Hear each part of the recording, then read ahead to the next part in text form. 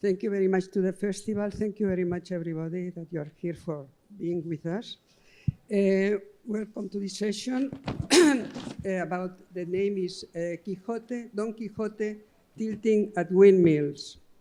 Few books in the world literature have created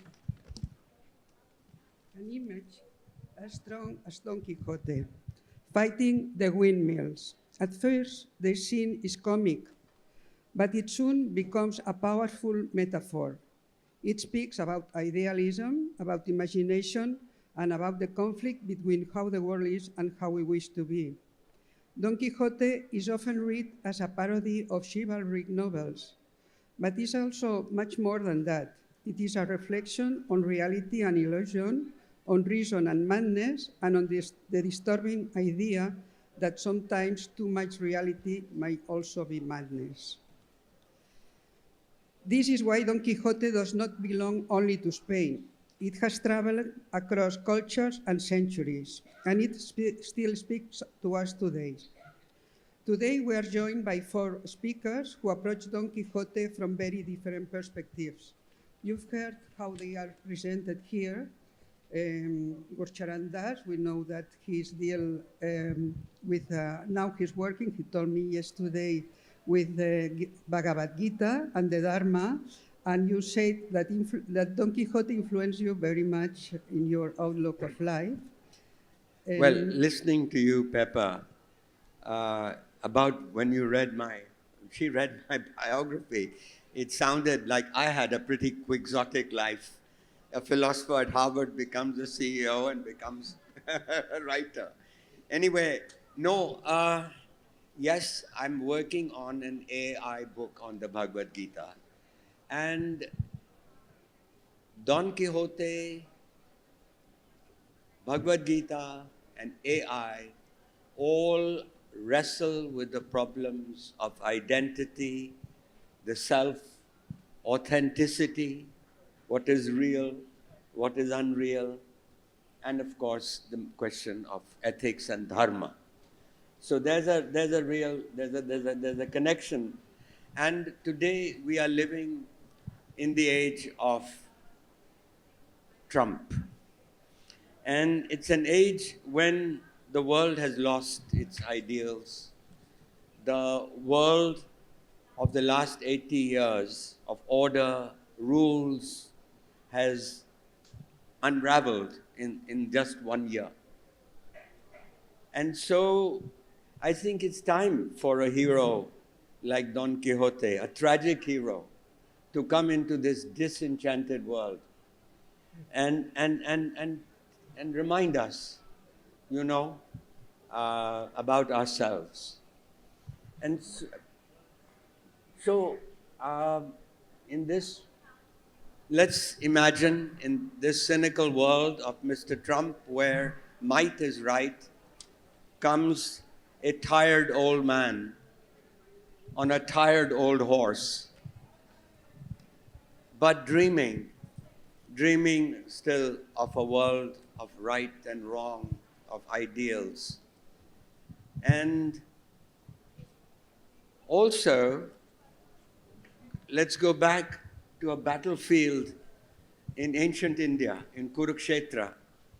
And there's a soldier, a commander, Arjuna, who's equally confused, and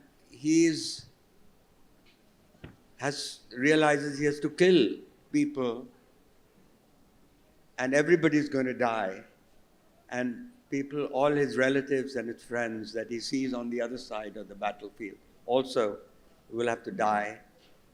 And he's also wrestling. I mean, he doesn't want to do any, he wants to walk away.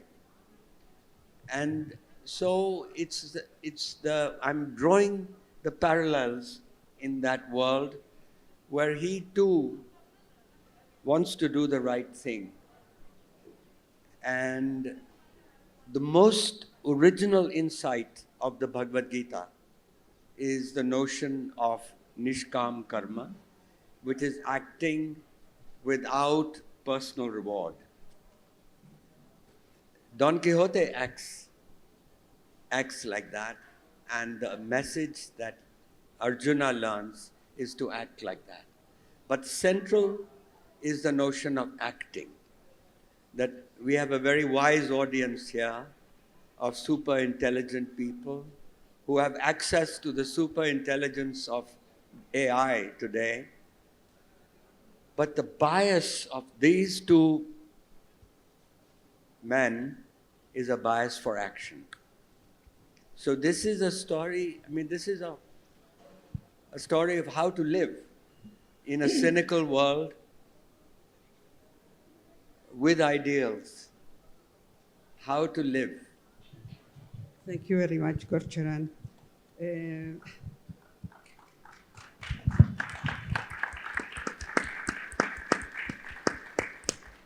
Jesus, I'd like to turn to you now. You place Don Quixote at the beginning of modern literature.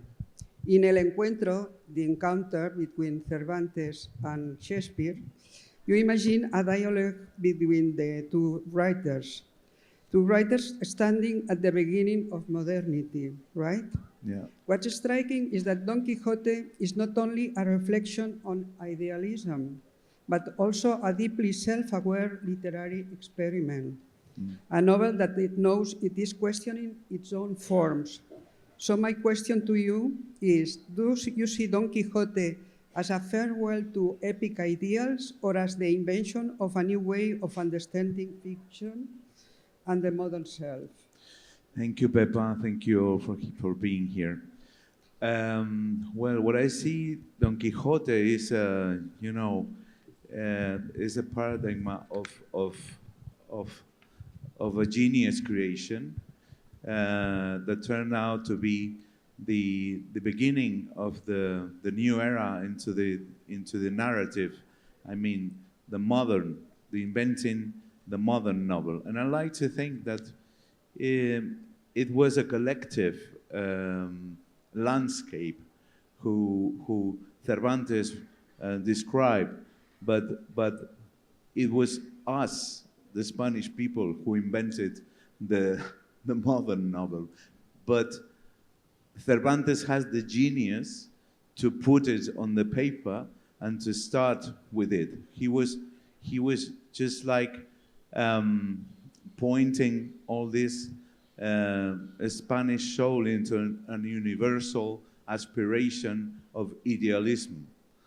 And as Professor has said, in these times, this invention in the first place meant, Cervantes told us that in novel there's a territory of total freedom, that you can do anything you like.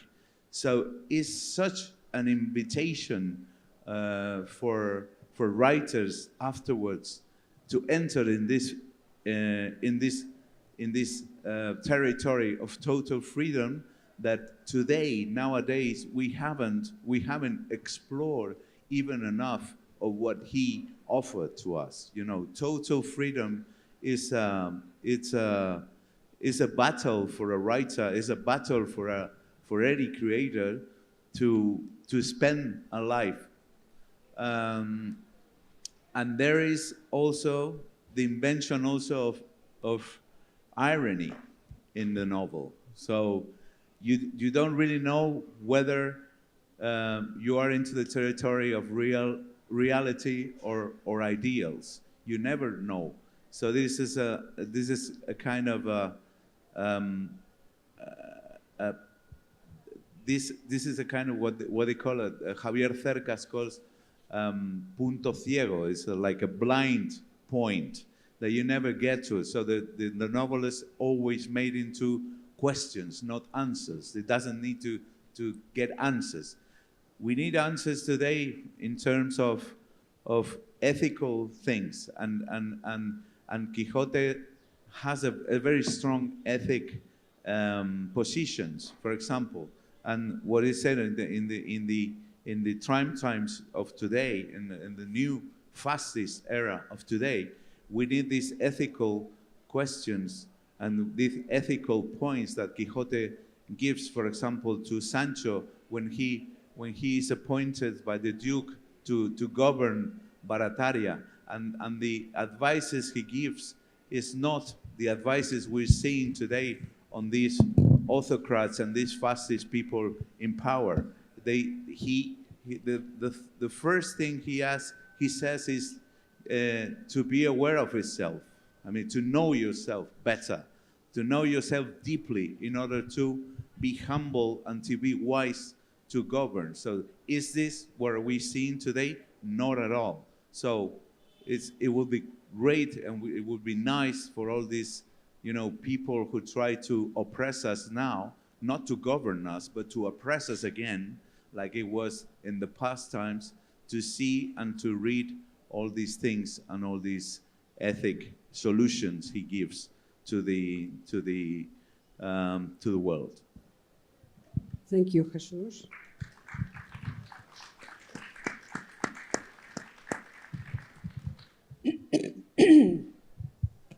Well, we are now talking about Don Quixote. We've been talking about Don Quixote as a foundational text of modern European literature.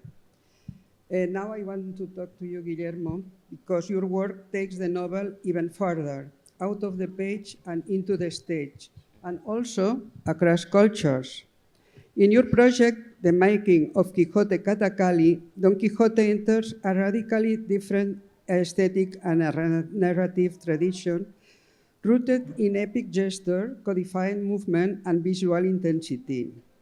So my question to you is, when Don Quixote enters a form like Kathakali, what changes? Does the figure of the idealist gain new meanings, or change when read through Indian performative and epic traditions? Thank you. It's a rather complex question, but I would first like to say that I was very intrigued by Gurcharan when he talked about action and in idealism, because I think this whole project of translating Don Quixote into Kathakali springs from that particular idea. I consider myself a cultural agent of action, also a theorist, but you have to be a little bit crazy and you have to be an idealist in today's world to believe that culture can bring people together. And you have to navigate the space between idealism and pragmatism. But you need to act. And we believe in the institution that is Casa de la India, and as cultural agents and a lot of people or these festivals, that you can transform. There is a chance to change things and to bring in culture as a dialogue of action and transformation. So this idea of creating is a crazy idea. How do you bring the novel of Don Quixote into Kathakali? At first, we brought together the team of obviously a scriptwriter. You have to write the text in the original 17th century style, the Atakata of Kathakali. So there are certain things in common. You could see that a 17th century novel had some threads in common with a 17th century classical theater, which is Kathakali. There had been previous attempts to adapt Shakespeare's plays like Macbeth or King Lear, which didn't work that well. And we set out to find episodes in the novel that could work in Kathakali. You can't do the whole novel. So you are actually translating in parallel processes, just happening at the same time. You have a novel that has to become a play. You have a text in Spanish that had to be translated in Malayalam. There was already a text in Malayalam, but we had to translate it from Malayalam novelistic into the actual style of the Kathakali style.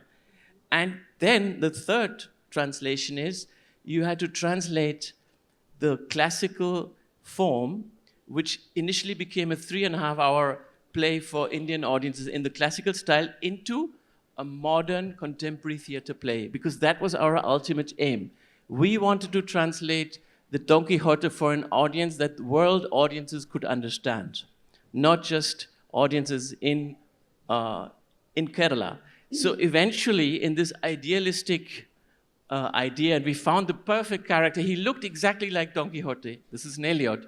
We knew there was this actor who was brilliant, and we told him, no, you will not act with the entire Kathakali costume, because we're not talking about, translating something into their entire world. When you translate, you have to lose and gain. You have to give up. You actually translate the reader. You have to bring in elements that people will understand. So this quixotic idea of bringing in a play into the audiences that would be able to codify, understand the codified version of Kathakali was challenged by the theater director. He said, no, let's bring in theatrical conventions, lights, video, and let's use 2 actors for Quixote. One would be bare-chested, would be a normal, ordinary man, which represents the real Quijano, the realistic, the character. And the other actor, Don Quixote, would be played by the pacha with the full costume and the makeup, and he would be the hero. So you have the anti-hero and the hero, and that idea of the mirror image, which could be understood by everyone, of understanding that imagination and fiction and then reality was so visible because you had 2 actors. And the idea of the play of the mirror is what really clicked and made audiences understand. So now it's become a book, and we talk about the experience. It's a truly intercultural experience, and now Don Quixote is part of the repertoire of classical Kathakali theater. And 2 Kathakali versions exist. One is the 3-hour version, because pragmatic realism won over the fact that we wanted just one play. We let them do their own play because they like to do their 3-hour play. And we have the 1-hour show, which is performed in the West. So this is the kind of diplomacy you have to bring into play sometime. We should not, stick just to one solution, but maybe 2 solutions work. What an experience, Guillermo. Well, now I'd like to turn to Martin Puchner. We've been discussing Don Quixote as an ethical figure, as a literary invention of modernity, and as a text capable of crossing cultures and theatrical traditions. Your work looks at Don Quixote from yet another angle. In the right-hand wall, you describe Don Quixote as a turning point, as a foundational moment in the history of literature. So my question to you is, why Don Quixote marks such a decisive shift in world literature, and how shapes the literary imagination and form of writing that comes after it? Yes, thank you very much. Yeah, for me, we've heard various ways in which this text that's several hundred years old still speaks to us today, and I want to add an additional perspective that has to do with print culture and, let's say, the media environment, because Don Quixote became such a bestseller of the early modern period in part because of print. It is one of the first sort of novels to really take advantage of print, and it happened very fast. And at the beginning, print was perfect for Cervantes, right? He could turn out more and more editions, and it sold like hotcakes, and that was kind of an amazing experience for everyone.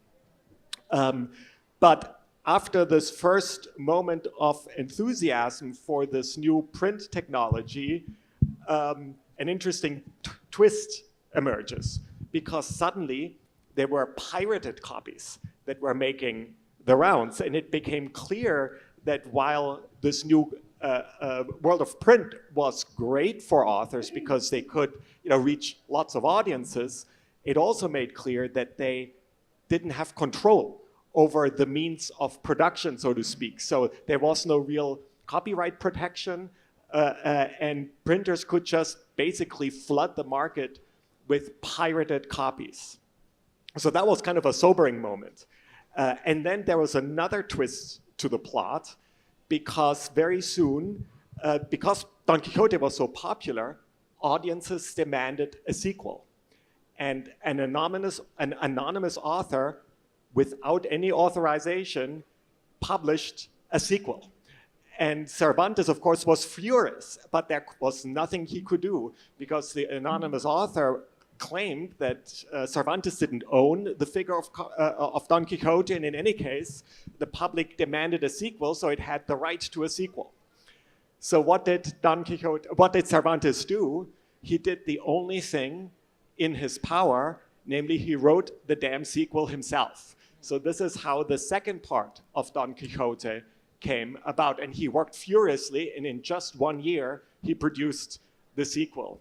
And what I really like about the second part is that he gets his comeuppance, because towards the end of that second part, Don Quixote, the character, visits a print shop, because in the novel he has heard that someone has published a novel about him, Don Quixote, the character.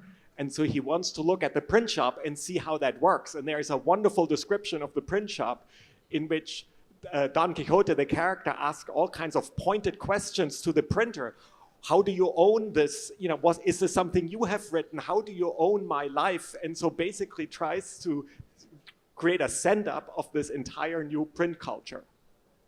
So all of these are kind of fun moments in the novel, but they speak to something more serious, namely that we see here with Don Quixote and these pirated copies and the unauthorized sequel, and then with Cervantes' own second part and this encounter with the printer, basically the origin of a modern authorship, where an author invents an original story, owns that story, and then sells that story in the marketplace.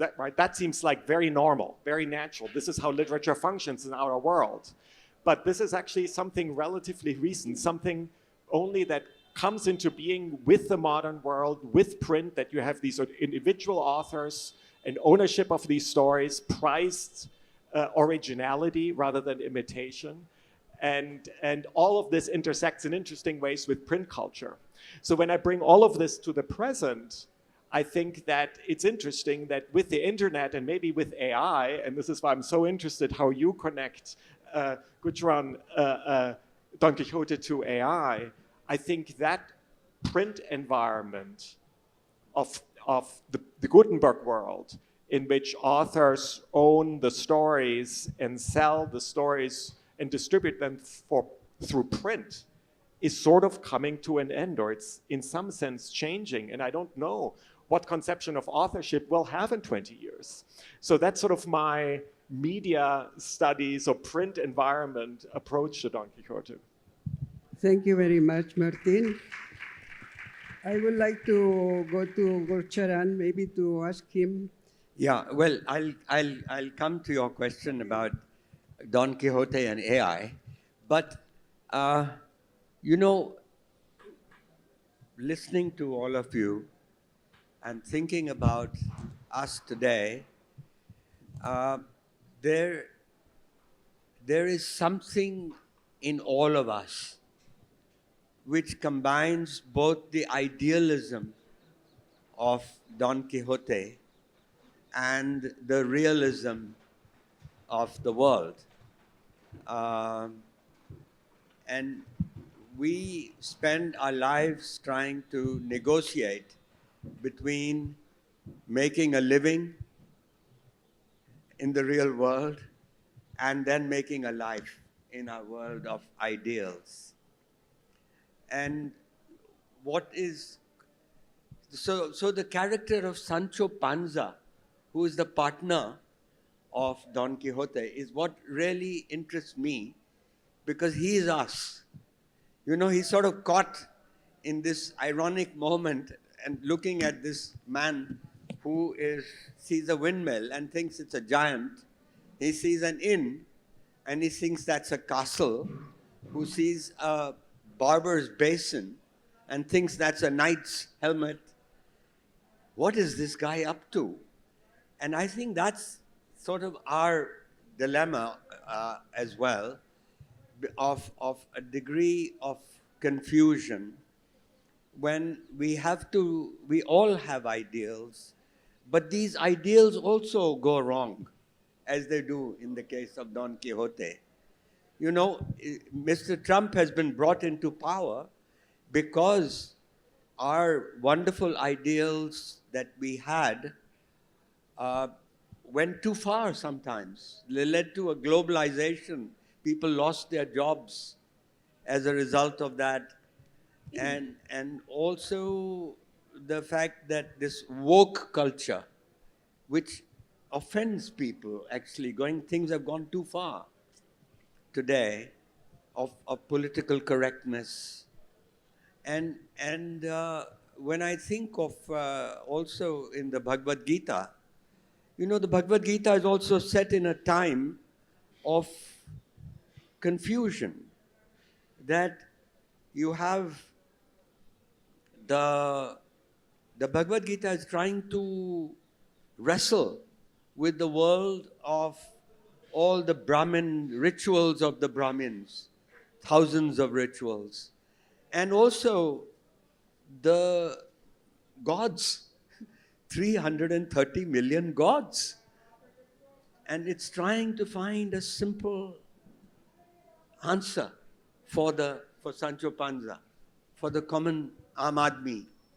And the Bhagavad Gita finds the answer in a threefold path. That's very Indian. Never one. Threefold path, which is karma yoga, action without reward, personal reward, looking into that, looking into who gets the credit, no one. Or the second path is Gyan Yoga, which is the yoga of the JLF, all the people gathered here, the super intelligent, and the path of love, bhakti. So this is the answer. Now, what I'm trying to get at is that the Bhagavad Gita is also facing a world of Trump in a way. That world of Duryodhan and Dhritarashtra is a world of might is right, you know? And today, it's Mr. Trump's world. Greenland has turned into real estate for buying and selling. I think Guillermo wants to go. Yeah, with I've it. spoken too To long. bring the conversation back to Don Quixote, I think there's an element of universal search for truth in Quixote, which is very strong and which rings a bell wherever you take Quixote. And I would say, you know, first referring to Martin's idea of the different versions of Quixote, Quixote has become a tradition more than just a novel. Just like in the Indian sense, you have a tradition of Ramayana, Mahabharata, where you have responsive, reflexive, and self-reflexive texts. It's become more than that. It's part of an oral tradition. So what is the actual point of Quixote and what makes it so universal? This is what we inquired when we brought this, because when you challenge a text, a story, and it is a story of a very universal dimension, you have to put yourself a mirror. And that's the metaphor that really we discovered was the key to understanding how do these actors, Kathakali actors, steeped in very traditional way of Hindu, Hindu because most of them were Hindus, not all of them, most of the Kathakali actors, philosophy, they're steeped in their ritual and their tradition. How do they respond to this text? So, of course, the search for truth is very, very Hindu. And it was an exercise with the actor and with the actors and the director to say, make it personal. What does it mean to you? So in this search for truth, what is a hero? What is a hero to you? What is an anti-hero? And reflect on that. And I would say that what really worked in the end was the final episode, where they brought in their own version, Bhagavad Gita interpretation of the end. Rather than a Christian salvation of repentance, it was interpreted as moksha. And why did the play receive such incredible critical attention from the audience? Because it had a lot of elements that worked in India. the idea of self-realization. You could interpret the ending in a Christian sense as salvation, repentance. You don't necessarily have to interpret it as you said, from the karmic or dharmic point of view, but you could, because it was somehow like moksha. And when it was shown in the West, in Spain, they said, this is giving a totally new dimension to the interpretation of so it's adding a new layer to the interpretation of Quixote. So Kathakali added a new layer to the centuries-long interpretation of Quixote. And the second aspect, which worked really well, was the sense of social justice, the sense of social criticism, satire, and irony, because in Kerala, this is something that is really well understood, social justice. So the spiritual aspect and the social justice aspect, apart from the idea of illusion and reality. Well, I think the discussion could go on for days because there are many good panelists, but we're running out of time. And Jesus wanted to say something about. Yeah, I would like to point that Guillermo, that I don't see the El Quijote nothing like a tradition thing. I see it as a constant challenge for humanity, a constant challenge in the territories of creativeness, of enter this territory of total freedom, as I said. The question Milan Kundera in the last century asked himself, even in this century, asked himself when he started a novel, if he was meant to be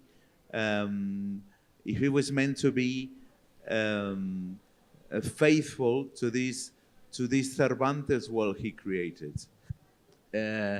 So for creators is a constant challenge, but also for the people and for the readers nowadays is another constant challenge.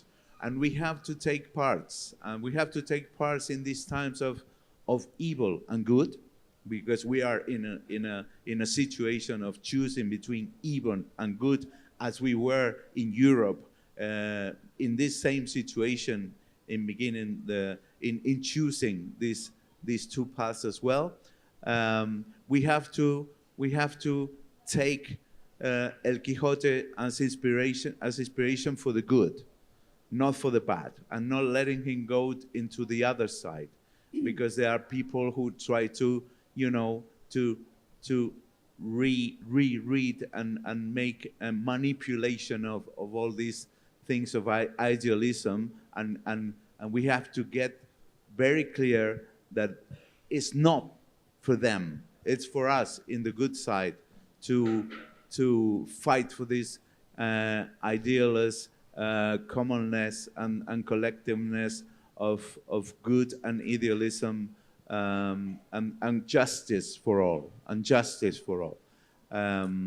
This is. But I just want to clarify. Well, I mean okay. tradition, not in that I'm sense. sorry, Yeah. but I mean tradition we in the would T.S. need Eliot to- sense of individual give the- talent. Okay. You can change tradition. It's a living tradition. Living tradition. Living tradition. we have a few minutes. I don't know whether we would need somebody would like to talk, to ask a question. Let's talk. Let's leave the audience to talk also. There's one question. So Microphone. Oh, please excuse. While we are finding the person, I want to quickly take half a minute and answer Martin's question. Yeah, because Okay, very no? very AI brief, and because Don otherwise Quixote. we won't be Okay, able well, to. we'll do it after offline. Yeah. Okay. So this is a great opportunity with the panelists that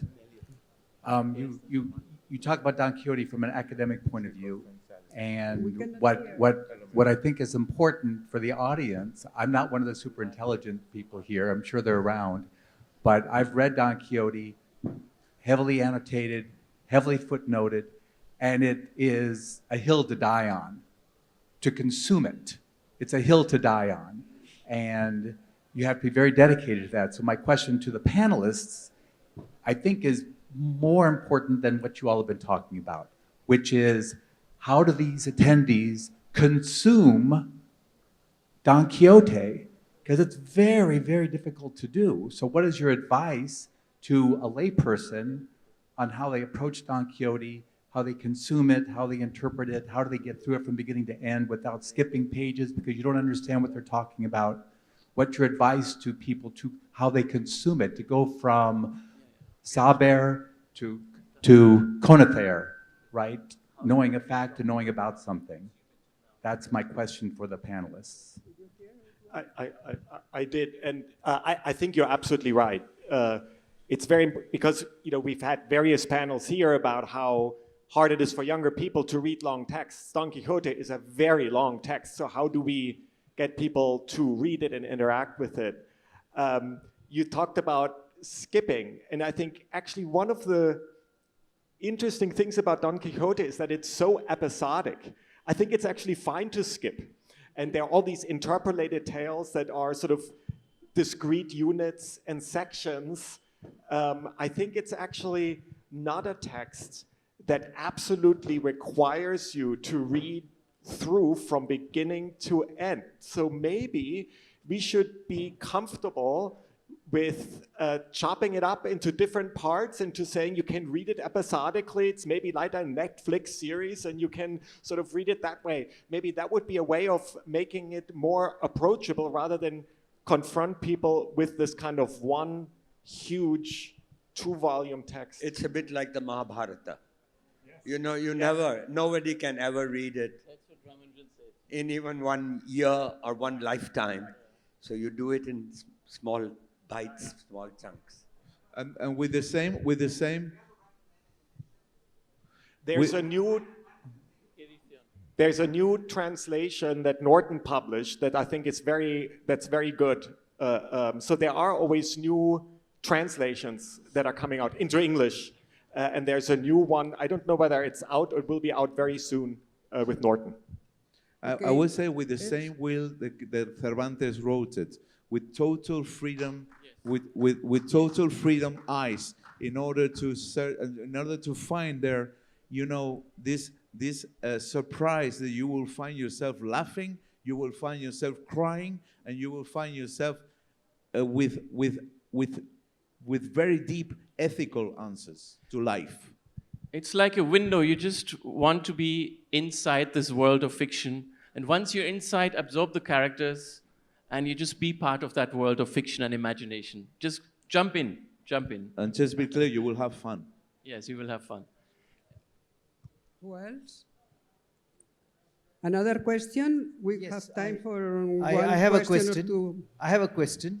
Please. Yes? Okay. You spoke about a 3-hour version of the Kathakali play based on Don Quixote. Yes. And then you also spoke about a shorter 1-hour version for the Yes. West. How did you decide what goes into the 1-hour version? And is it possible for the book itself to get condensed in that manner? No, it's absolutely impossible to condense the whole book in a 1-hour theater version. But this happened organically, and I think this is what I said about idealism and pragmatism, and this is a very beautiful example. We set out to create a play. Obviously, the traditional director of the play, the original writer, adapter, who is the professor, Dr. Venugopal, he said, this is impossible, we have to do it in 3 hours. When you do Kathakali in Ramayana, they spend 1 week performing it. It has its space, it has its ritual, there's a structure you cannot change. So they had to do it in 3 hours.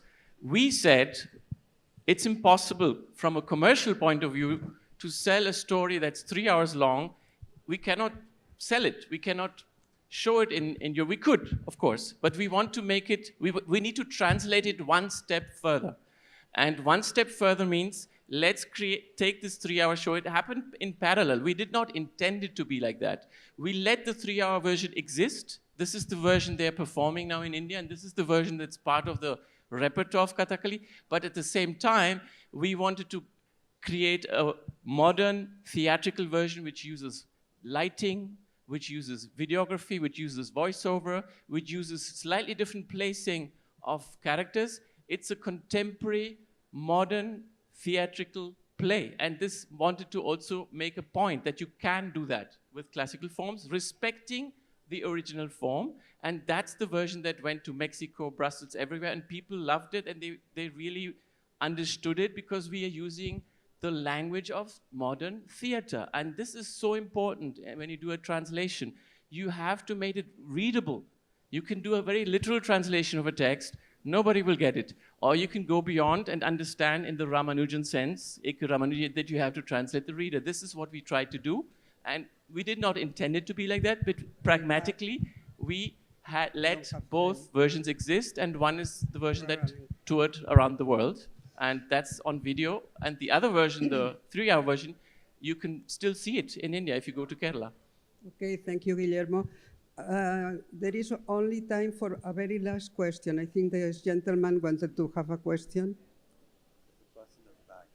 Yes. Yeah, I'm a bookseller, and unfortunately, more than Cervantes, I think reading Martin, your book, and of course Gurcharan sir, your book has technically corrupted me. Sometimes I feel I'm the noble knight where I'm championing selling books like Cervantes' Don Quixote in this digital age, and simultaneously I'm also feeling like an articulate fool where I'm thinking, what's the relevance of this? So my question to both of you is, how do I detach myself from either of these emotions and continue doing what I have to do? Well, I think it's a wonderful way to end with the bookseller's perspective. And so you're so right. Don Quixote is too anti-bookseller, and we need booksellers like you. So thank you very much. Okay. You are Sancho Panza. I think very, very, very last question, because I think we are completely run out of time. Yeah. And we are talking about the idealism and reality, whether to see the life as it is or as it should be. So there is a continuous dilemma going on. I have been reading all the books, Gurcharan sir, and I'm a government servant basically. I'm an engineer by profession. What is the question, please? Question is We that don't have time. question is that one used to do his job as he finds the opportunity. He get involved in this. It is not a very literally sort of thing, but with his capacity. But there is always been dilemma. One should do what he wants to do and what he has been doing. Because Gurucharan sir, you took retirement at the age of 50. And that was really fascinating and inspirational for many others. So my question is that how to deal with dilemma? You have done that practical in your life. Well, that's the question, isn't it? Don Quixote is a question mark. It's a question, it's not an answer.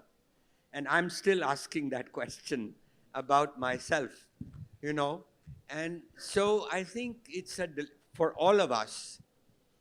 This did a study in the UK in 20, 30 years ago, and they found that 74% of the people hated their jobs. Imagine, these are not just factory workers, they are accountants, lawyers, CEOs. So how to navigate making a living and making a life. That is it. And frankly, I think Freud gave the answer. You love your work and love the persons you live with. Thank you, Gurcharan. That is freedom, that's happiness, and that is also, I think, where Don Quixote would leave us. Freedom of imagination. That's the message. Okay, thank you very much. A very good way of putting an end to this conversation. And thank you very much for your answers. I think what we've been seeing today here is that Don Quixote is not a book of the past, that it continues to challenge us, in all the ways, ethically, also imaginatively, creatively, new ways of creation, any possible human way. So thank you to our panelists, and see you next time.